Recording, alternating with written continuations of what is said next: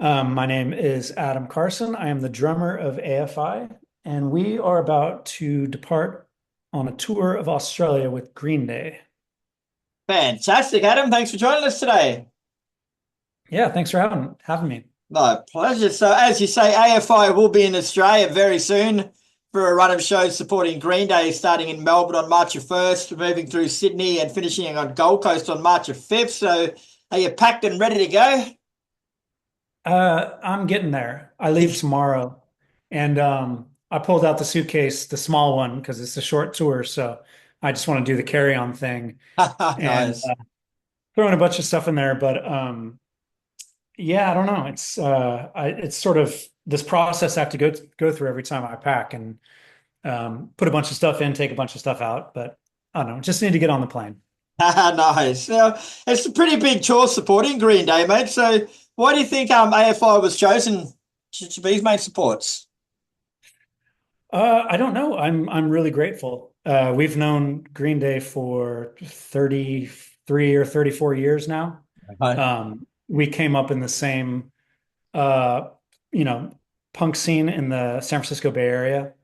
And they were always the sort of elder uh statesmen of the Gilman Street, punk scene, but we've just known them for a long time, and they took us out on a tour in 2010 in the US, and they're really gracious and giving us shows occasionally. And so we're really excited to get these gigs because we haven't been to Australia in a really long time, and I think this is a good way to come down and play in front of just about everybody who lives there. So you mentioned you haven't been here for a while, bro. So what's actually changed with AFI since last time you were down in Australia? Um, I don't know, maybe we have like three other records. Wow, it's been that long. Yeah, I think it's been since 2013 or something, or maybe I'm mistaken. I don't quite remember, but it's been a while. We have uh a record that came out in 2020 or 2021 or something that we haven't played down there. We have not a lot is new with the band. We're still kind of doing our thing. But we're excited to come play. I suppose you give me a new question now then, mate. If you haven't been here since 2013, the big question is why have you neglected us for so long? Yeah, yeah, I'm saying that, and now I'm starting to question it. We might have been down there a little later, like 2017, but I'm not sure. Jesus Christ, this all kind of runs together after a while. It would do. So what can we expect from your live show then, brother? Well, we're gonna do what we do. The Green Day gigs it's a little bit of a shorter set, and we'll probably play a cross section of all of our records and try to play you know, a bunch of songs that people who know us might want to hear, and then some songs that we think people who don't know anything about us might like. Mhm. And we just kind of hope for the best. I suppose along those lines, bro, like just say someone's going just to see Green Day and they don't know too much about AFI. Like, give us three songs that they can listen to in order to get to know the band better and know what to expect. Oh man. And I know it's Well, hard because you got so many. yeah, it's tough. I mean, it's funny because we have so many records, and we have among our fan base, we have people that really lock in with like the early punk stuff in like the late 90s, early 2000s. And then we have a whole cross section of our fan base that loves the sort of Sing the Sorrow, December Underground, kind of early to mid 2000s stuff. And then we have a lot of fans that really love, or seem to love the records that we make post our Interscope and DreamWorks records. So it depends on what kind of music fan you are. I think that Mm. if you like aggressive music, if you like kind of post-punk and darker music, you should be able to find something you like. And of course, you announced a couple of headline sideshows as well. You got one in Sydney on March the 2nd and one in Brisbane on March the 6th. So we sort of touched on this before, but how are they going to be different to support shows? Well, that's, when we do headline shows, we play a little bit longer. We have some room to stretch out. Uh we know that the people in the room want to see us specifically. So we might play some deeper cuts. We just know that it's like these people, they should be fans. They paid money to see us, so they're at least hopefully going to be a receptive audience. So yeah, we try to like make sure we play a cross section of all our records if we can. We try to play some music that makes us happy, and just try to make that connection because that's what makes it fun. That's what it's all about. Yeah, I guess, and like when you say supporting someone like Green Day, like when you're doing up your set list, do you think about what bands of theirs might like? Like because do you try and come up with music that might appeal to that sort of audience, or do you rather come up with music of yours that is yours and makes them sort of gravitate to you a bit more? Yeah, I mean, I could see the logic in doing that. We don't really do that because we just try to like we try to show all those people what it is we do in the most concise, energetic way. Yeah, So we try to play material that we think we play well. And then, Spotify doesn't lie. You can kind of look at which songs people listen to the most, and you kind of figure, well, those are the hits, quote unquote. So, we try to play some songs that, there may be 30,000 people in the stadium who have never seen us, but maybe they've heard one or two of our songs. yeah, So right. play those, and then, the people stare at us blankly, and then we play the one song, and they're like, yeah. The good news is that I think just me speaking, but I think that Davey is a really charismatic and engaging frontman. So we're pretty good at playing in front of crowds that haven't heard of us Yeah, before. He does a pretty good job of engaging with people. So yeah, cool. um, we'll see how it goes. And what about the actual the stage set itself? Like at your own show, do you have more of a scope to put on a more tailored backdrop, I guess, and stage show? Yeah, yeah. I mean, it's the when we play the headline gigs, it's obviously a much smaller show uh, in a smaller venue, but we kind of get more of the stage, and so we have to fill it. So we have Yeah, our lights, our lighting design. Um, we kind of do our thing. When you support a big band like Green Day, you kind of have to work around their setup, which we're more than happy to do. That's so generous that they let us on their stage at mm, all. But that's like you kind of have a responsibility as a support band to you have your lights, but it's a little bit of a toned down production. yeah, And which that's actually kind of fun sometimes because it's like you just get out there and you play and you let the music speak for itself, and just have a good time with it.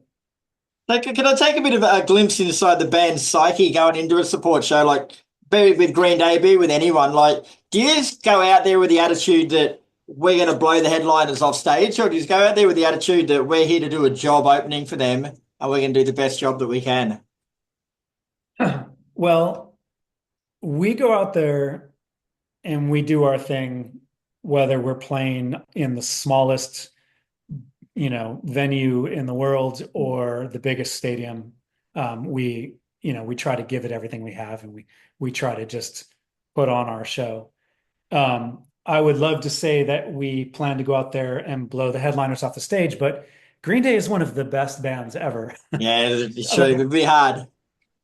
from a technical perspective, those guys play together so well, and they've been doing it for so long. They're just the tightest band I've ever seen. It's really crazy if you watch them and you watch Billy and Mike and the way they strum. It's like so in tune. It's so tight. And they have other guys on stage as well. And the band is just incredible. So, we're going to go out there and do our thing.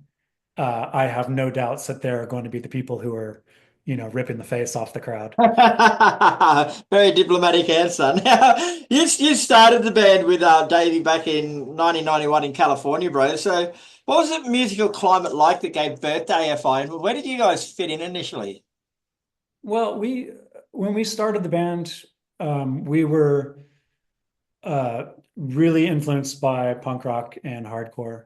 And AFI was, just a kind of a pure punk band for a real long time.